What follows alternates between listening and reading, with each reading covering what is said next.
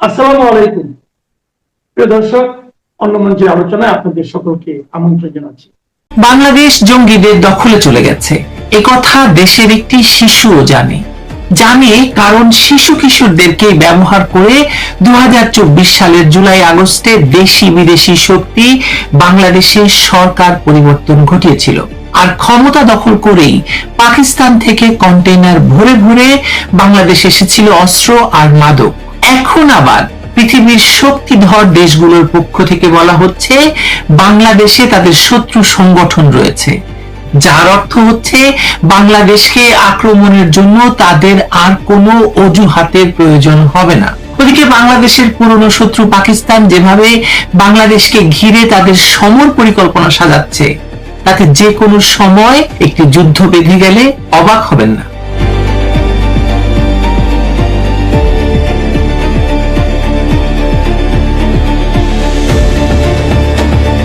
এবার আসুন একটু ভূগোল বুঝি। পাকিস্তানের খাইবার পাখতুনখোয়া রাজ্যের গহীন পাহাড়ি অরণ্যের কিনারায় দাঁড়িয়ে আছে দারা আদম খেল নামের একটি গ্রাম। এই গ্রামের বাসিন্দাদের মূল পেশা হলো অবৈধ অস্ত্র তৈরি আর বিক্রি। মাত্র 3000 রুপিতে সেখানে পাওয়া যায় অটোমেটিক পিস্তল, রিভলভার, শটগান, এমনকি কালাশনিকভ রাইফেল। আধুনিক যে কোনো অস্ত্রের মাস্টারপিস বা কপি সেখানে মাত্র একদিনেই তৈরি হয়। পাকিস্তান এবং আফগানিস্তানের সশস্ত্র সংগঠনগুলোর অস্ত্রের অন্যতম যোগানদাতা এই গ্রামটি। এখন প্রশ্ন হলো, এই গ্রামের সাথে বাংলাদেশের কি সম্পর্ক আছে, এবং সেটা অত্যন্ত ভয়াবহ। আশুলিয়া থানার শ্রীপুর গণকবাড়ি এলাকার একটি মাদ্রাসার নির্মাণাধীন ভবনে র‍্যাব 4 অভিযান চালিয়ে উদ্ধার করেছে একটি রিভলভার। সেই অস্ত্রের গায়ে খোদাই করা আছে মেড ইন পাকিস্তান। এর মাত্র কিছুদিন আগে ফরিদপুরের মধুখালীতে অভিযানে পাওয়া গেছে আরেকটি পাকিস্তানি রিভলভার। দুটোই পাকিস্তানি, দুটোই বাংলাদেশের মাটিতে। এখন সবচেয়ে গুরুত্বপূর্ণ প্রশ্ন আপনি করুন, বাংলাদেশের সাথে পাকিস্তানের কোনো স্থল সীমান্ত নেই। ভারত হয়ে পাকিস্তানি অস্ত্র আসার সম্ভাবনা কতটুকু আপনার বলে মনে হয়? আমি মনে করি শূন্য। তাও যে আসে না একদমই তা নয়। তাহলে এই অস্ত্র এলো কিভাবে, কারা আনলো? উত্তর একটাই, অবৈধ ইউনূস সরকারের প্রত্যক্ষ ছত্রছায়া এবং প্রশাসনিক সুবিধা ছাড়া এটা কোনোভাবেই সম্ভব ছিল না। ইউনূস রাস্তা তৈরি করে দিয়ে গেছে, আর তারেক রহমানের বর্ধিত সরকার সেই রাস্তায় বাকি কার্যক্রম সম্পাদন করে চলেছে। মনে করুন, তথাকথিত গণ অভ্যুত্থানের পরপরই পাকিস্তান থেকে আগত পণ্যের ইন্সপেকশন শতভাগ তুলে নেওয়া হয়েছিল। এরপর ঘন ঘন পাকিস্তান থেকে জাহাজ বোঝাই করে কনসাইনমেন্ট আসতে শুরু করে। একটি জাহাজের কন্টেইনার খুলে ইন্ডাস্ট্রিয়াল গ্রেডের বিস্ফোরক পাওয়া গিয়েছিল।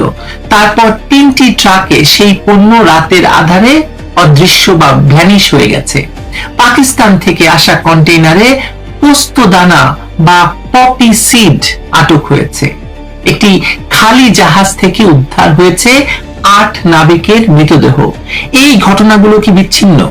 না, এগুলো একটি সুশৃঙ্খল আন্তর্জাতিক জঙ্গিবাদী লজিস্টিক চেইনের অংশ।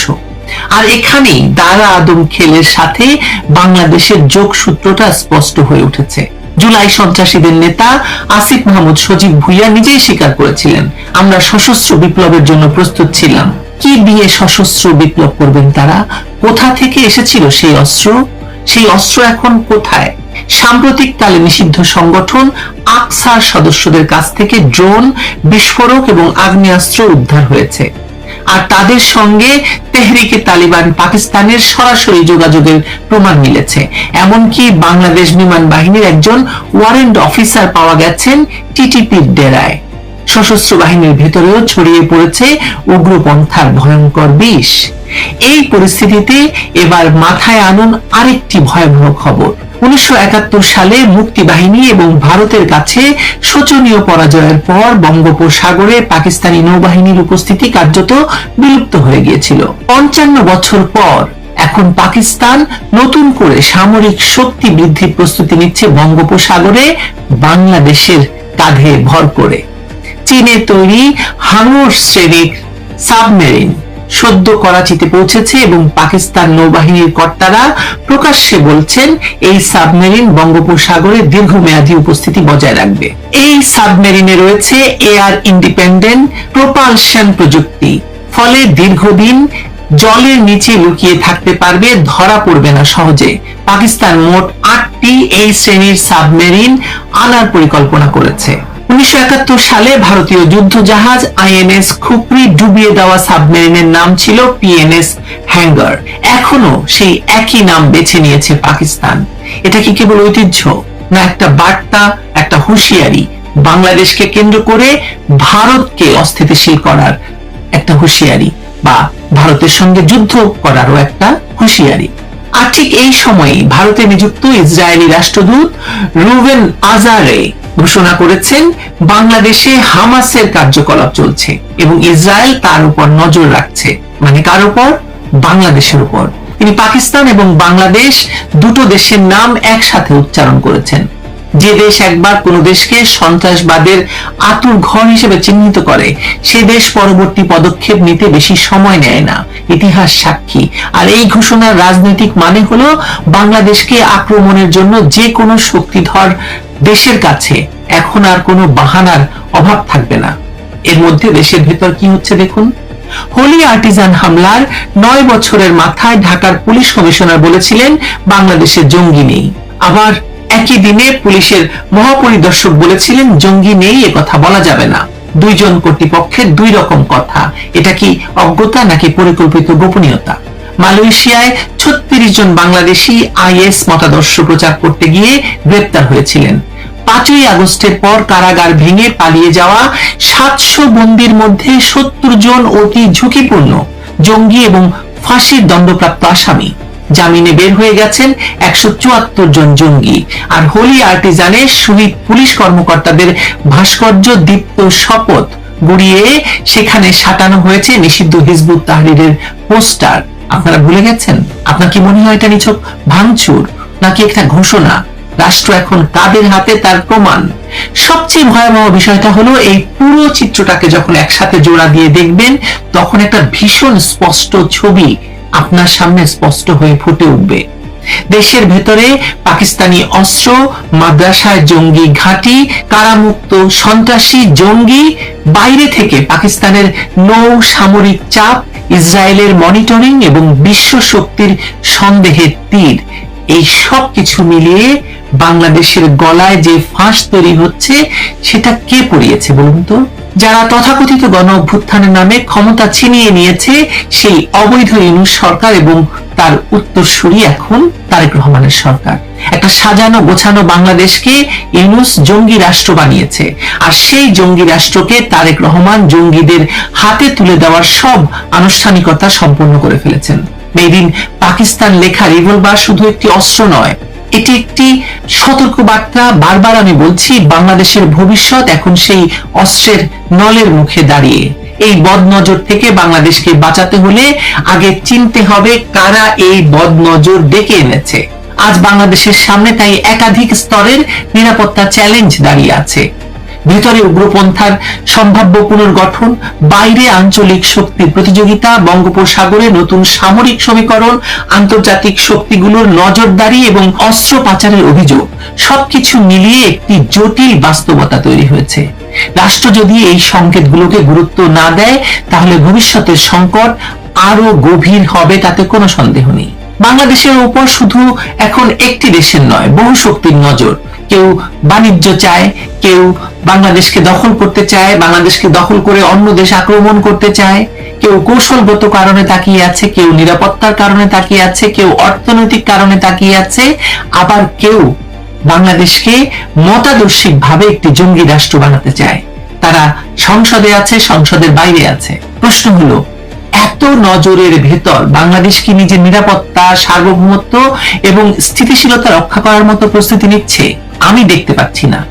নাকি আমরা এখন এমন এক বাস্তবতার দিকে এগোচ্ছি যেখানে অন্যরা বাংলাদেশকে তাদের ভূ রাজনৈতিক দাবার গুটি হিসাবে ব্যবহার করবে, আর আমরা তাকিয়ে তাকিয়ে শুধু দেখব? আপনি উদ্বিগ্ন হচ্ছেন না? আমার তো খুবই উদ্বিগ্ন লাগছে, কারণ এর আগে বাংলাদেশকে নিয়ে কখনো এতগুলো শক্তি এভাবে খেলার সুযোগ পায়নি।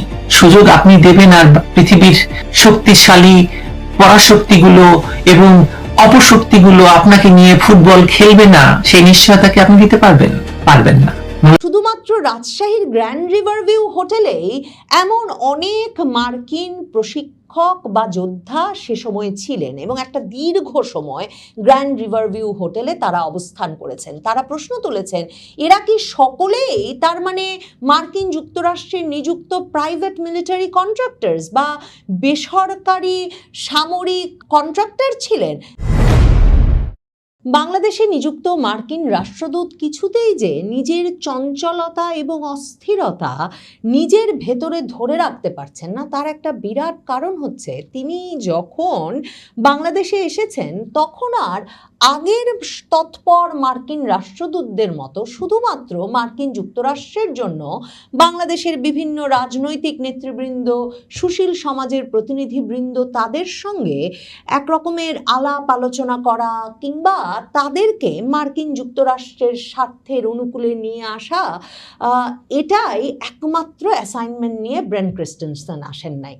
ব্রেন ক্রিস্টেনসেন যখন বাংলাদেশে এসেছেন তখন মোটামুটিভাবে পুরো বাংলাদেশটাই মার্কিন যুক্তরাষ্ট্রের এক রকমের তালুক বা জমিদারিতে পরিণত হয়েছেন এবং ব্রেন ক্রিস্টেনসেন যেভাবে বাংলাদেশময় চষে বেড়াচ্ছেন এবং ফটো সেশন করছেন, দোকানে ঢুকে যাচ্ছেন মার্কিন প্রোডাক্ট বিক্রি হচ্ছে কিনা সেটা জানতে, কিংবা রিক্সা চালাচ্ছেন, কিংবা ঢাকা শহরের রিক্সার গায়ে মার্কিন পতাকা এঁকে দিচ্ছেন, কিংবা এখন যেমন তিনি গত কদিন ধরে শিরোনাম হয়েছেন রাজশাহীতে আম খেতে চলে গিয়ে, এসব কাজ করে তিনি একরকম দেখাচ্ছেন যে বাংলাদেশের কোনো জায়গায় যেতে তার কারো অনুমোদনের প্রয়োজন নাই এবং মার্কিন রাষ্ট্রদূত যে বাংলাদেশের একেবারে সীমান্তে পৌঁছে যাচ্ছে সেটাতেও সরকারের নির্বিকার থাকা ছাড়া কোনো উপায় নাই।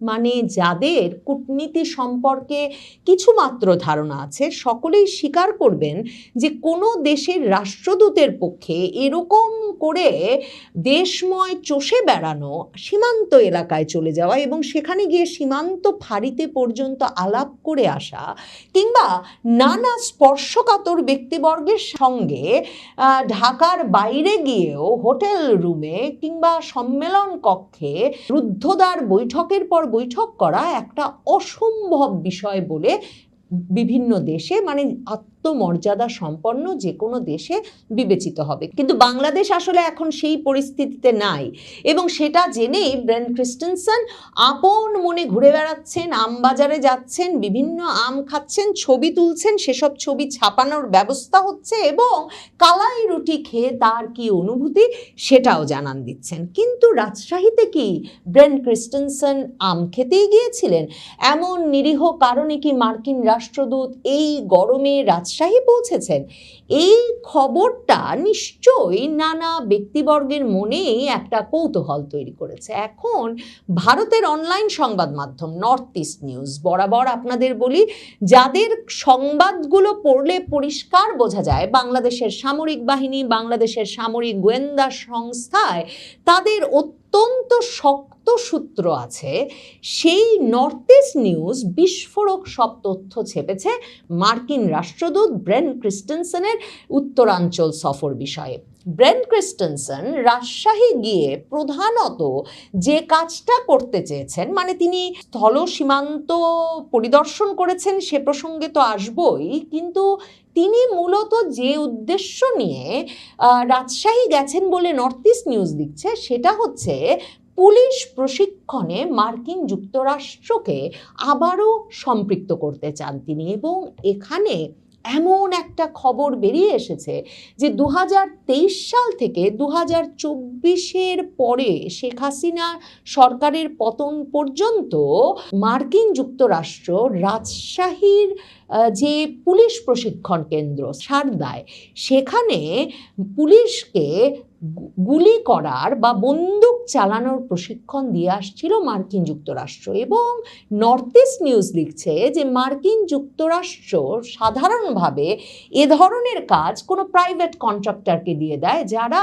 সামরিক বা বেসামরিকভাবে এসব অস্ত্র চালনায় প্রশিক্ষিত, এবং এসব সাবেক সামরিক কর্মকর্তা কিংবা বেসামরিক অস্ত্রধারী কন্ট্রাক্টরদেরকে যখন মার্কিন যুক্তরাষ্ট্র এই চুক্তিগুলো দিয়ে দেয়, তারপর থেকে 2023 সাল থেকে রাজশাহীর গ্র্যান্ড রিভারভিউ হোটেলে একটা দীর্ঘ সময় মার্কিন একজন বেসামরিক এবং বেসরকারি কন্ট্রাক্টর রিচার্ড ড্যানিয়েল রোমান দীর্ঘ সময় ধরে রাজশাহীর গ্র্যান্ড রিভারভিউ হোটেলে অবস্থান করছিলেন, এবং সেই গ্র্যান্ড রিভারভিউ হোটেল থেকে তিনি সারদার পুলিশ ফাঁড়িতে প্রশিক্ষণ দিয়ে আসছিলেন বন্দুক চালনা। এখন এই খবরটি থেকে নর্থ ইস্ট নিউজ জানানো প্রয়োজন বোধ করছে যে পুলিশ প্রশিক্ষণের সাথে জড়িত থাকার কারণে কিংবা এরকম আরও প্রশিক্ষণের কারণে বাংলাদেশে যে মার্কিন যুক্তরাষ্ট্রের এ ধরনের অস্ত্রধারী অনেক প্রশিক্ষক বা কন্ট্রাক্টররা ছিলেন, সেটা একরকমের সন্দেহ করতে হয় যখন ওয়েস্টিন হোটেলে, আপনাদের অনেকেরই মনে থাকবে 2025 সালের 31শে অগস্ট হঠাৎ করেই মার্কিন স্পেশাল ফোর্সেস অফিসার, যিনি সামরিক বাহিনীর সবচেয়ে প্রশিক্ষিত, সবচেয়ে দক্ষ, সবচেয়ে ক্ষিপ্র বাহিনীটির একজন সদস্য, সেই টেরেন্স আরভেল জ্যাকসনের মৃতদেহ পাওয়া যায়। ঢাকার ওয়েস্টিন হোটেলে যখন ওই ব্যক্তির মৃতদেহ পাওয়া যায়, তখন নানা জায়গা থেকে বাংলাদেশের খবর আসতে থাকে যে বিভিন্ন সরকারি বেসরকারি কাজে কিংবা টেরেন্স আরভেল জ্যাকসনের মতো নাম না জানা কোনো অ্যাসাইনমেন্টে বাংলাদেশের বিভিন্ন জায়গায় মার্কিন অস্ত্রধারী ব্যক্তিবর্গ বা যোদ্ধারা বাংলাদেশে অবস্থান করছিলেন। এবং রাজশাহী থেকে এখন এই খবর পাওয়া যাচ্ছে যে এই টেরেন্স আরভেল জ্যাকসন ওয়েস্টিনে তার মৃতদেহ আবিষ্কৃত হওয়ার পরে কাউকে কিছু না জানিয়ে দীর্ঘ সময় 2023 সাল থেকে রাজশাহীর গ্র্যান্ড রিভারভিউ হোটেলে পুলিশ প্রশিক্ষণের জন্য অবস্থান করছিলেন যে ড্যানিয়েল রোমান, তিনি তাৎক্ষণিকভাবে বাংলাদেশ ছেড়ে যান। এখন নর্থ ইস্ট নিউজ লিখছে এই ড্যানিয়েল রোমান পাকিস্তানের পুলিশকে প্রশিক্ষণ দিচ্ছেন। ব্রেন ক্রিস্টেনসন রাজশাহী গিয়ে সারদা পুলিশ প্রশিক্ষণ একাডেমির প্রিন্সিপাল অধ্যক্ষ আজিজুর রহমানের সঙ্গে এক রকমের রুদ্ধদ্বার বৈঠক করেছেন রাজশাহীতে, এবং তিনি সরাসরি আগ্রহ প্রকাশ করেছেন যে বাংলাদেশে আবারও যাতে মার্কিন যুক্তরাষ্ট্র পুলিশ প্রশিক্ষণ শুরু করতে পারে। এই আজিজুর রহমানও সাংবাদিকদের বলেছেন যে বাংলাদেশ জুড়েই মার্কিন যুক্তরাষ্ট্র ঐতিহাসিকভাবে পুলিশকে নানা রকম প্রশিক্ষণ দিয়ে থাকে, এবং সেক্ষেত্রে তারা ইউএস প্রাইভেট মিলিটারি অর্গানাইজেশনস থেকে বিভিন্ন ব্যক্তিবর্গকে, প্রশিক্ষককে এবং প্রশিক্ষিত অস্ত্রধারীকে বাংলাদেশ সহ সেসব দেশে নিয়ে যায়। এই যে মার্কিন প্রাইভেট মিলিটারি অর্গানাইজেশন, মার্কিন বেসরকারি সামরিক সংস্থা থেকে যোদ্ধা নিয়ে আসার বিষয়টা, সেটা বিশেষভাবে কৌতূহল উদ্রেক করে 2024-এর জুলাই আগস্টের পরিস্থিতি মনে করলে।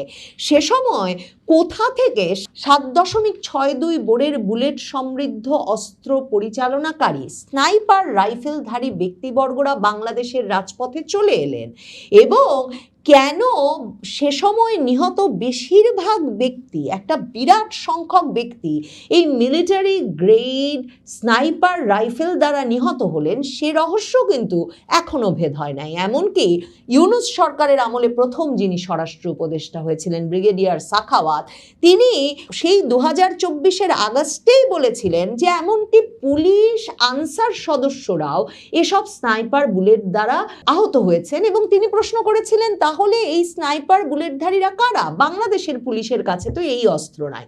তিনি কিন্তু ইউনূস সরকারের মেয়াদ শেষ হওয়ার পর সংবাদ মাধ্যমের সামনে এসে আরও বিস্ফোরক তথ্য দিয়ে বলেছেন যে তার কাছে যেসব ছবি আর ভিডিও আছে তাতে তিনি পরিষ্কার দেখতে পেয়েছেন এই স্নাইপার রাইফেল পরিচালনাকারীদের কেউ বাংলাদেশি নয়, এদের পোশাক আশাক চেহারা সবই ছিল বিদেশি।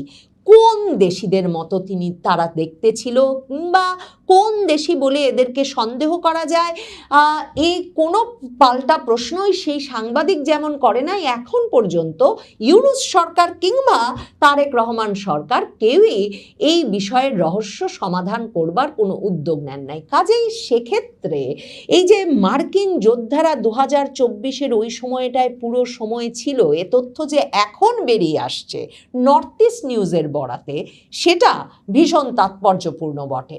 নর্থ ইস্ট নিউজ এটাও জানাচ্ছে শুধুমাত্র রাজশাহীর গ্র্যান্ড রিভারভিউ হোটেলেই এমন অনেক মার্কিন প্রশিক্ষক বা যোদ্ধা সে সময় ছিলেন এবং একটা দীর্ঘ সময় গ্র্যান্ড রিভারভিউ হোটেলে তারা অবস্থান করেছেন। তারা প্রশ্ন তুলেছেন, এরা কি সকলেই তার মানে মার্কিন যুক্তরাষ্ট্রের নিযুক্ত প্রাইভেট মিলিটারি কন্ট্রাক্টরস বা বেসরকারি সামরিক কন্ট্রাক্টর ছিলেন?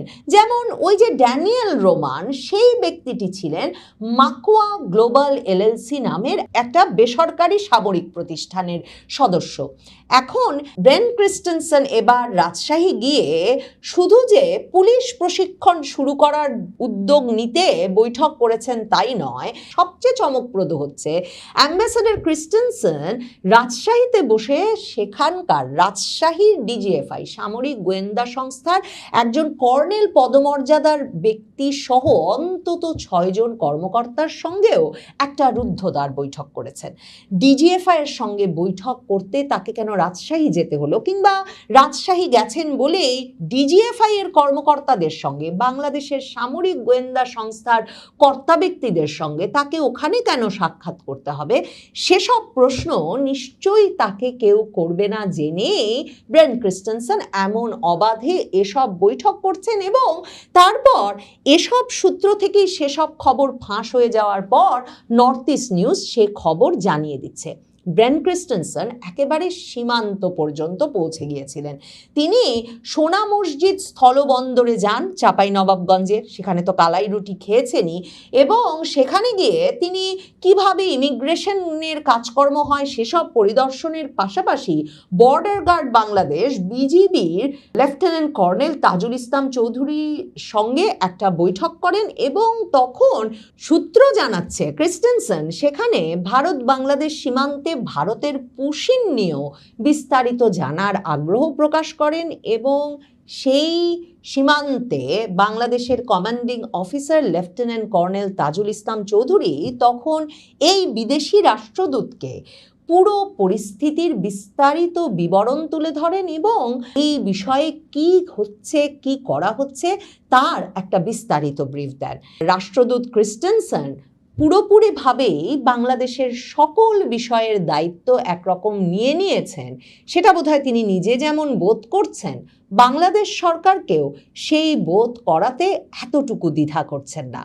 তবে বাংলাদেশে তারেক রহমান সরকারের আমলে আবারও পুলিশ প্রশিক্ষণের নামে মার্কিন যোদ্ধারা ঢুকবেন, প্রাইভেট মিলিটারি কন্ট্রাক্টররা ঢুকে পড়বেন, সেটা দেশের জন্য কতটা নিরাপদ? সম্ভবত 2024-এর জুলাই আগস্টে স্নাইপার কারা ছিল সেই কেঁচো খুঁড়তে সাপ বের না করলেও তারেক রহমান সরকারের এ বিষয়টায় সাবধান হওয়া প্রয়োজন।